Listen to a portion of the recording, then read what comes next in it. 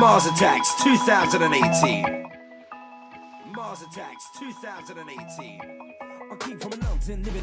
Pas du tout, surtout qu'on sortait de l'énorme succès populaire qu'avait été Je danse le Mia. Pour nous, Je danse le Mia, c'était juste un épisode, une facette de notre musique, de notre production, et on voulait pas être réduit à ça.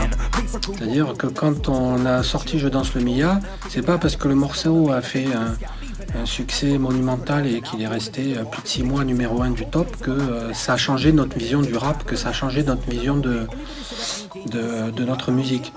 Et quand on s'est mis au boulot dans la foulée pour composer l'école du micro d'argent et pour écrire l'école du micro d'argent, on s'est pas dit ah bah tiens, le Mia ça a bien marché donc on va faire Je redanse le Mia ou le retour du Mia. Non, on a continué à faire ce qu'on avait envie de faire et à suivre uniquement nos intuitions et nos convictions artistiques sans se poser la question. Alors la chance qu'on a, c'est qu'on a commencé il y a bien longtemps, que ça a marché. On s'est jamais posé la question d'écouter notre musique ou de réfléchir par rapport à notre public. C'était par rapport à nous. C'est-à-dire notre premier critère, c'est et on est assez exigeant, en plus on est un groupe avec des goûts assez différents et on a des avis assez tranchés, on n'est pas toujours d'accord.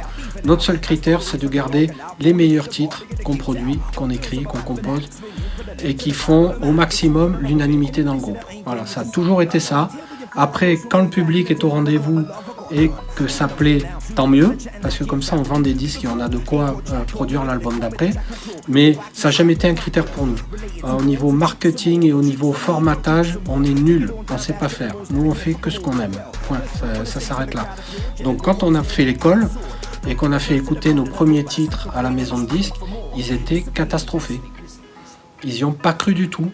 Les premiers mois, ils n'y ont pas cru du tout. Ils ont dit mais non, c'est des morceaux qui sont trop sombres, c'est trop spé, les musiques sont trop lentes, il n'y a pas de tube.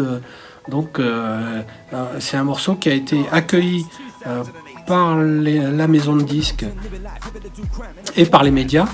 Les premières critiques de disques qu'on a eues n'étaient pas bonnes, pas spéciales. Globalement, elles n'étaient pas bonnes du tout. Parce que c'était quand même un rap un peu sombre, justement, avec des textes parfois assez denses, assez engagés, une production musicale très, très sobre, très dépouillée. Là, pour le coup, ça correspondait pas du tout au standard du rap variété, même de l'époque. Donc, on l'a imposé, comme on l'a toujours fait, on a toujours imposé nos choix artistiques. Et il s'est trouvé que le public a été au rendez-vous parce qu'on correspondait à une époque, sûrement, en termes de courants musicaux, en termes d'écriture, en termes de production musicale.